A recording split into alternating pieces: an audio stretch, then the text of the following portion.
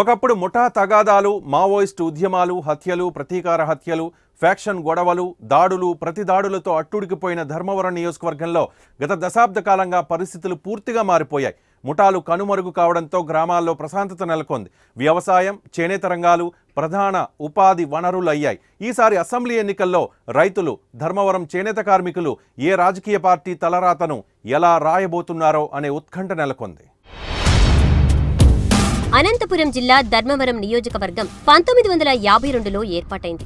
ఈ అసెంబ్లీ సెగ్మెంట్లో ధర్మవరం పట్టణంతో పాటు ధర్మవరం రూరల్ మండలం, ముదిగుబ్బ, బత్తలపల్లి, తాడిమర్రి మండలాలు ఉన్నాయి. నియోజకవర్గంలో 2,14,634 మంది ఓటర్లు ఉండగా అందులో పురుషులు 1,07,964 మంది కాగా మహిళా ఓటర్ల సంఖ్య 1,06,652 మంది ఉన్నారు.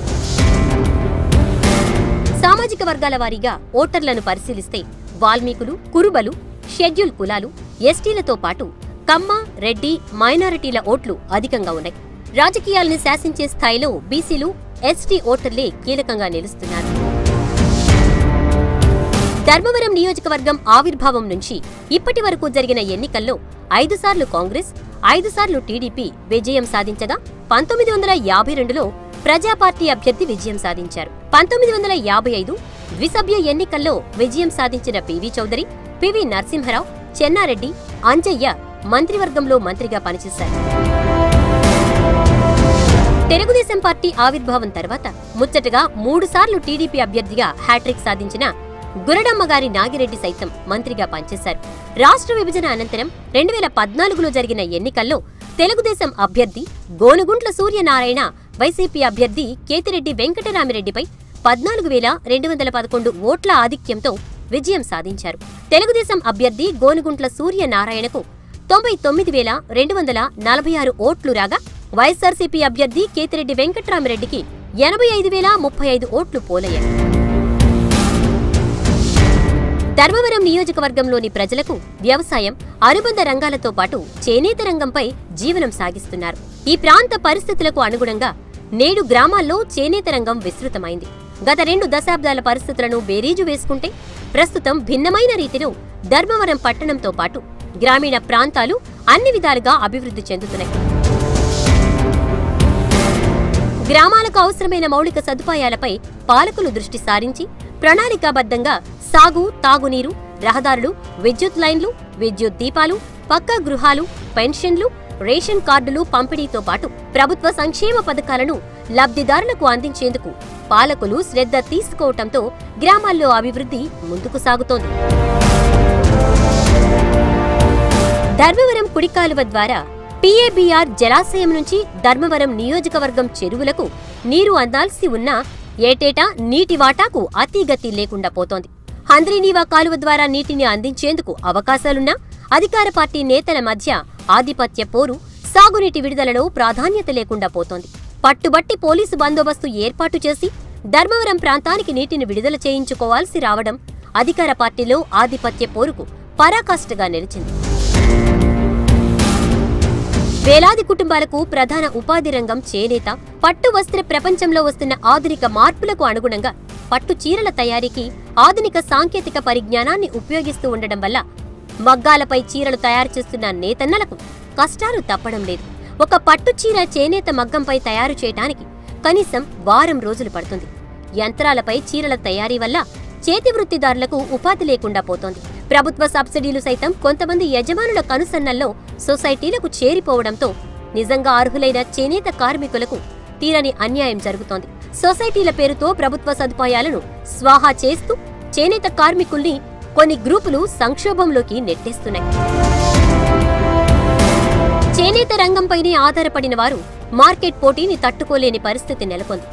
ముడి సరుకుల కొనుగోలుకు ఆర్థిక సహకారం అందక అప్పుల కొలిమిలో చేనేత కార్మికులు జీవితాల్ని బుగ్గిపాలు చేసుకుంటున్నారు. అలాంటి నేతన్నల కుటుంబాల్ని, ఆత్మహత్యలు చేసుకున్న చేనేత కుటుంబాల్ని ఆదుకోవటంలో ప్రభుత్వం సకాలంలో స్పందించడం లేదు అనే అపవాదు ఈ 5 ఏళ్లలో మూటగట్టుకుంది. చేనేతలకు పెన్షన్లు పంపిణీ చేస్తున్నా ఆర్థికంగా ఎదగడానికి సదుపాయాల్ని కల్పించలేకపోతోందనే విమర్శ ఉంది. ప్రస్తుత సార్వత్రిక ఎన్నికల్లో టీడీపీ అభ్యర్థిగా గోనుగుంట్ల సూర్యనారాయణ, వైఎస్ఆర్సీపీ అభ్యర్థిగా కేతిరెడ్డి వెంకటరామిరెడ్డి జనసేన అభ్యర్థిగా చిలక మధుసూదన్ రెడ్డితో బరిలో ఉండగా కాంగ్రెస్ బీజేపీ అభ్యర్థులు సైతం రంగంలోకి దిగుతున్నారు. ఫలితంగా 2014 ఎన్నికలతో పోలిస్తే ఈ ఎన్నికల్లో బహుముఖ పోటీ జరగనుంది. బహుముఖ పోటీలో వచ్చే ఓట్ల చీలిక ఏ రాజకీయ పార్టీకి అనుకూలంగా మారనుందో అనే ఆందోళనలో రాజకీయ పార్టీలు సామాజిక వర్గాల వారీగా సమావేశాలు నిర్వహిస్తూ ఆయా వర్గాల ఓట్లను తమ వైపు తిప్పుకునేందుకు తీవ్రంగా శ్రమిస్తున్నాయి. నియోజకవర్గంలో రెండోసారి విజయ పతాకం ఎగురేస్తామని తెలుగుదేశం అభ్యర్థి గోనుగుంట్ల సూర్యనారాయణ ధీమాగా ఉన్నారు. గడిచిన 5 ఏళ్ల చంద్రబాబు పాలనలో సంక్షేమం, అభివృద్ధి కార్యక్రమాలను వేగవంతం చేయటం వల్ల అన్ని వర్గాల ప్రజలు తెలుగుదేశం పార్టీకి మద్దతుగా నిలుస్తున్నారని సిట్టింగ్ ఎమ్మెల్యే బలంగా నమ్ముతున్నారు. గ్రామీణ రహదారులను ఆధునికీకరించడం, వేలాది పక్కా గృహాలను నిర్మాణం, లక్షలాది మందికి పెన్షన్లు అందించడం కలిసి రానుందని భావిస్తున్నారు. 2014లో ఎన్నికల్లో గెలిచిన తర్వాత నా నియోజకవర్గంలో గౌరవ ముఖ్యమంత్రి గారి సహకారంతో చాలా వరకు అభివృద్ధి పనులు చేయగలిగాం. ముఖ్యంగా నియోజకవర్గంలో అన్ని చోట్ల కూడా రోడ్ల అభివృద్ధి అయితేనేమి, అదేవిధంగా పల్లెల్లో సీసీ రోడ్లు, కాలువలు, వీధి లైట్లు ఇవన్నీ కూడా లోకేష్ బాబు గారి సహకారంతో మ్యాక్సిమం చేయగలిగాం. అదేవిధంగా పెన్షన్స్ కేవలం 200 రూపాయలు వచ్చే పెన్షన్స్ ఈరోజు 2000 రూపాయలు గౌరవ ముఖ్యమంత్రి గారు చేశారు. దాంట్లో కూడా మాకు చేనేతలకు చాలామంది ధర్మవరం పట్ల ఆల్మోస్ట్ అంతా 80% చేనేతలు ఉన్నారు. వారికి 50 సంవత్సరాలకే ఈరోజు పెన్షన్లు ఇస్తున్నాం. ఆల్మోస్ట్ జిల్లాలోనే అత్యధికంగా మా నియోజకవర్గంలో 49,500 పెన్షన్లు ఇవాళ ఇస్తున్నాం. 2014లో 28,000 పెన్షన్లు ఉంటే అందులో కూడా చనిపోయినవి అవన్నీ దొంగ పెన్షన్లు తీసేసి కేవలం 19,000 పెన్షన్లు మాత్రం మిగిలాయి. దాదాపు 30,000 పెన్షన్లు ఈరోజు అదనంగా ఇవ్వగలిగాం. అర్హులైన ప్రతి ఒక్కరికి పార్టీలకు అతీతంగా అందరికీ కూడా ఇచ్చాం. అదేవిధంగా రూరల్ ఏరియాలో దాదాపు ఒక 8,000 ఇళ్ళు 1,50,000 రూపాయలతో గౌరవ ముఖ్యమంత్రి గారి సహకారంతో ఇవ్వగలిగాం. అదేవిధంగా అర్బన్లో దాదాపు 12,000 ఇళ్ళు ఇప్పటికే ఆల్రెడీ ఇచ్చాం, సైట్ ఉండే వాళ్ళకు, లేని వాళ్ళకు కూడా. దాంతోపాటే ఒక 10,000 ఇంటి పట్టాలు కూడా ఇవ్వడం జరిగింది. ఇంకొక 5,000 ఇంటి పట్టాలు అయితే మొత్తం ధర్మవరం పట్టణంలో ఇంటి పట్టాలు లేదు అనుకుంటే అందరికీ ఇచ్చే అవకాశం కూడా ఉంది. ఈరోజు ఎప్పుడూ లేని విధంగా ధర్మవరం చెరువుకి ఎంతోమంది నీళ్లు తీసుకొస్తామని శాసనసభ్యులు చెప్పారు, కానీ ఎవరు కూడా తీసుకురాలేదు. మా ముఖ్యమంత్రి గారి సహకారంతో అంద్రినీవాకు ఒక స్లూయిస్ కూడా తీసుకొని ఆ స్లూయిస్ ద్వారాగా లాస్ట్ ఇయర్ పూర్తిగా చెరువు నింపాం. ఈ సంవత్సరం కూడా పూర్తిగా చెరువు నింపి దాదాపు 2,000 ఎకరాలు వరి పంట అయింది. అదేవిధంగా 2,000 ఎకరాలు వేరుశనక్కాయ కూడా పంట అయింది. ఒక 3,000 ఎకరాలు ఫలాలు కూడా పంట, ఏవైతే ఫ్రూట్స్ ఉన్నాయో ఆ ఫ్రూట్స్ కూడా బాగా చుట్టుపక్కల బోర్లన్నీ అభివృద్ధి చెంది ఒక 3,000 ఎకరాలు ఫ్రూట్స్ కూడా బాగా పండాయి. ఇప్పుడు కూడా అంతా కూడా పంటలు పెట్టుకున్నారు చుట్టూ కూడా. ఈ రోజు కూడా ఇంకా 50% చెరువులో నీళ్లున్నాయి. విపక్షం విషయానికొస్తే గత 5 ఏళ్ల కాలంలో ధర్మవరం నియోజకవర్గంలో ప్రజలకు ఒరిగింది ఏమీ లేదని వైఎస్ఆర్సీపీ అభ్యర్థి కేతిరెడ్డి వెంకటరామరెడ్డి ఆశావహంగా ఉన్నారు. నియోజకవర్గంలో ఆర్థికంగా అభివృద్ధి సాధించింది కేవలం ఎమ్మెల్యే మాత్రమే అని విమర్శిస్తున్నారు. అన్ని పనుల్ని తానే కాంట్రాక్టులు చేసుకుంటూ కంకర, ఇసుక అమ్మకాల ద్వారా లబ్ధి పొందాడన్నారు. చిత్రావతి రిజర్వాయర్ నుంచి ధర్మవరం ప్రాంతానికి రావాల్సిన నీటిని చిత్తూరు జిల్లాకు తీసుకువెళ్తున్నా అడిగే ధైర్యం లేకపోవడం వల్ల ప్రజలకు తాగునీటి కష్టాలు తప్పడం లేదన్నారు. తాము అధికారంలోకి వచ్చిన వెంటనే ధర్మవరం నియోజకవర్గంలోని అన్ని చెరువులకు సాగునీటిని అందించి తాగునీటి సమస్యను పరిష్కరిస్తామన్నారు. వరదాపురం సూరి యొక్క అరాచకాలు ఇవి మాకు కలిసి వచ్చే అంశాలు. అదేవిధంగా నేను ఎమ్మెల్యేగా టైంలో ఉన్నప్పుడు కానీ, ఇన్ఛార్జిగా ఉన్న టైంలో కానీ చేసిన అభివృద్ధి కార్యక్రమాలు ఖచ్చితంగా బెనిఫిట్ అవుతాయనేది మా యొక్క ఆలోచన. ముఖ్యంగా చూసినారంటే ఈరోజు చేనేత వర్గం మీద ఆధారపడుతున్న ఈ ధర్మవరం పట్టణంలో దగ్గర 10,000 కుటుంబాలు వలసలు పోయినాయి. 60 కుటుంబాలు చేనేత కార్మికులు ఒక్క పట్టణంలోనే ఆత్మహత్యలు చేసుకున్నారంటే దాని యొక్క తీవ్రత మనం అర్థం చేసుకోవచ్చు. గతంలో వచ్చే పథకాలన్నింటినీ కూడా నిర్వీర్యం చేయడం జరిగింది. కేవలం సూరికి కంకర ఎన్ని లారీలు పోతున్నాయి, ఇసుక టిప్పర్లు ఎన్ని పోతున్నాయని ఒక అంచనా ఉంది తప్ప ఎన్ని కుటుంబాలు వలసలు పోయినాయి, ఎంతమంది ఇబ్బందుల్లో పడుతున్నారనేది ఆయన దగ్గర ఒక లెక్కాసారం లేకపోవడం నిజంగా బాధాకరమైన విషయం. ప్రస్తుత ఎన్నికల్లో సామాన్యుల కోసమే జనసేన పోటీ చేస్తోందని ధర్మవరం నియోజకవర్గం నేత చిలక మధుసూదన్ రెడ్డి ప్రచారం చేస్తున్నారు. అధికార ప్రతిపక్ష పార్టీలతో ప్రజలు విసిగిపోయారని, సామాన్యుల ఆశలకు అనుగుణంగా జనసేన మేనిఫెస్టో ఉంటుందన్నారు. చేనేత రంగానికి జాతీయ స్థాయిలో గుర్తింపు తెచ్చే విధంగా జనసేన పార్టీ ప్రత్యేక ప్రణాళిక సిద్ధం చేస్తుందని, అధికార ప్రతిపక్ష పార్టీలకు ధీటైన పోటీనిచ్చి ఎన్నికల్లో విజయం సాధిస్తుందంటున్నారు.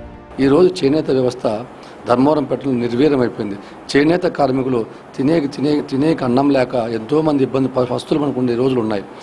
ఎంతోమంది మగ్గాలన్నీ తీసేసుకొని వేరే కూలీ పనులకు వ్యవసాయ కూలీలుగా మారిపోయిన పరిస్థితి ఉంది. కొంతమంది వేరే గ్రామాలకు వేరే పట్టణాలకు కూడా వలస వెళ్ళిన పరిస్థితి ఉంది. అదేవిధంగా గ్రామాల్లో అయితే వ్యవసాయ కూలీలు వ్యవసాయ రైతులు కూడా ఎంతోమంది వేల మంది, ఒకరిద్దరు కాదు, ముదుగుప మండలం, తాడిమర్రి మండలం కానీ, ధర్మవరం రూరల్ కానీ, బత్తలపల్లిలో కానీ ఎన్నో వేల మంది గ్రామాలు వదిలేసి పట్టణాలకు వలస వెళ్ళిపోతున్నారు రైతులు. ఎందుకంటే ఎన్నో చెరువులు ఉన్నాయి. మా ధర్మవరం నియోజకవర్గంలో చాలా వరకు చాలా విలేజ్లకి అన్నిటికీ కూడా చెరువులు ఉన్నాయి. కానీ ఆ యొక్క చెరువులన్నీ కూడా అందులో నీళ్ళతో నింపచ్చు. ఇప్పుడు పక్కన ఉన్నటువంటి రాప్తాడోళ్ళు నింపుకుంటున్నారు, ఈ పక్కన ఉన్నటువంటి తాడిపత్రులు నింపుకుంటారు నీళ్లు. అందులో ఇప్పుడు ఈ పక్కన ఉన్నటువంటి పుట్టపర్తి నియోజకవర్గంలో నీళ్ళు, కానీ ధర్మవరం నియోజకవర్గానికి కొద్ది చెరువులకు మాత్రం నీళ్ళు వస్తూ ఉన్నాయి, మిగతా చెరువులకు నీళ్ళు రాలేదు. వీళ్ళు అసమర్థత, అంటే వీళ్ళు డబ్బు మీద ఉన్నటువంటి ధర్మవరం నియోజకవర్గాన్ని డెవలప్ చేయాలనే ఉద్దేశం తగ్గలేదు. ఒకప్పుడు ముఠా తగాదాలు, మావోయిస్టు ఉద్యమాలు, హత్యలు, దాడులు, ప్రతిదాడులతో అట్టుడికిపోయిన ధర్మవరం ఇప్పుడు రాజకీయంగా గంభీర వాతావరణం నెలకొంది. 3 ప్రధాన ప్రాంతీయ పక్షాలతో పాటు 2 జాతీయ పార్టీలు హోరాహోరీగా పోరాటానికి సిద్ధమవుతున్నాయి. నిర్ణయాత్మక ఎన్నికలుగా భావిస్తున్న ఈసారి ప్రజాస్వామ్య పోరాటంలో ధర్మవరం రైతులు, చేనేత కార్మికులు ఏ రాజకీయ పార్టీకి అండగా నిలుస్తారో అనే